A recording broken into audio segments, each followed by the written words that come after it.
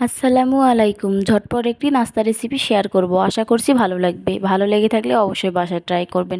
প্রথমে একটি বাটিতে 2 কাপ ময়দা নিয়ে নিয়েছি, লবণ স্বাদ মতো, চিনি 1 টেবিল চামচ, তেল 1 টেবিল চামচ দিয়ে হাত দিয়ে এবার ভালোভাবে মাখিয়ে নেব।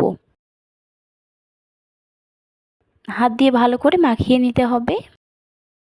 মাখিয়ে নেওয়া হয়ে গেলে অল্প অল্প করে ঠান্ডা পানি দিব, দিয়ে একটি সফট ডো তৈরি করে নেব।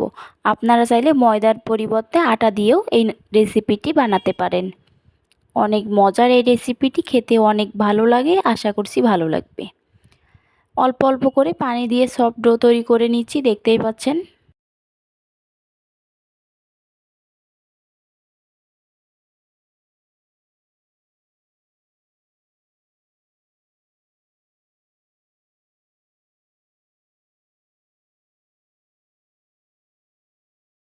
সফট ডো তৈরি করে নিয়েছি।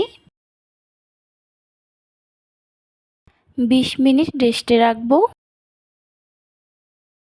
এদিকে 2টি আলু ছিলে নিয়েছি, এগুলো গ্রেট করে নিচ্ছি।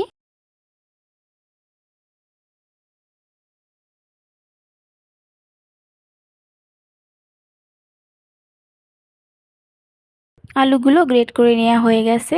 এবার আলুগুলো ধুয়ে পানি ঝরিয়ে নেব।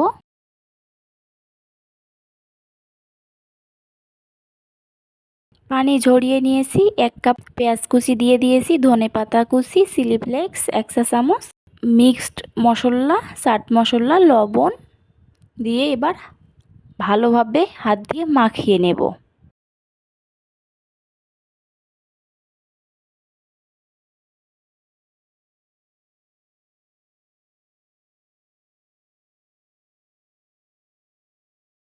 সবগুলো উপকরণ মিশিয়ে নেওয়া হয়ে গেছে।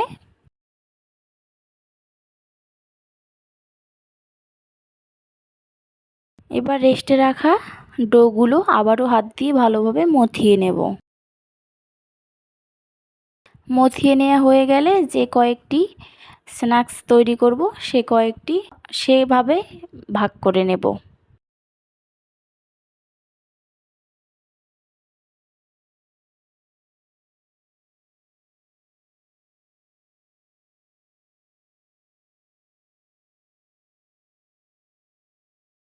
ভাগ করে নেওয়া হয়ে গেছে। এবার একটি পিঁড়ায় অল্প কিছু আটা ছিটিয়ে দিয়ে রুটি বেলে নিচ্ছি।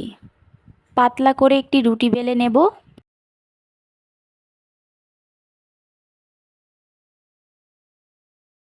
গোল করে একটি রুটি বেলে নিয়েছি। এবার আলুর পুরগুলো মাঝখানে দিয়ে দিচ্ছি। এবার সাইড দিয়ে ভালোভাবে মুড়িয়ে দিচ্ছি। ভালো করে মুড়িয়ে দিতে হবে, নইলে আলুগুলো বেরিয়ে যেতে পারে তেলে। সবগুলো আমি একইভাবে তৈরি করে নিয়েছি। এবার চুলায় একটি ফ্রাই প্যান বসিয়ে তেল হালকা গরম হলে স্ন্যাক্সগুলো ভেজে নেব। চুলা মিডিয়াম লো হিটে রেখে স্ন্যাক্সগুলো ভেজে নিতে হবে।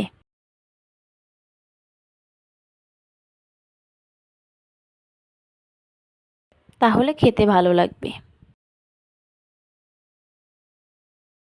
লাল কালার করে ভেজে নেব।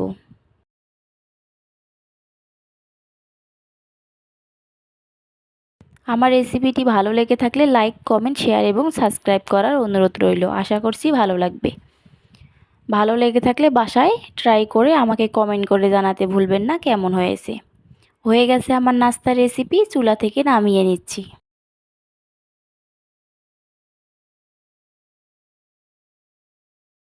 দেখতেই পাচ্ছেন কতটা সুন্দর হয়েছে, খেতে অনেক মজার। আশা করছি ভালো লাগবে।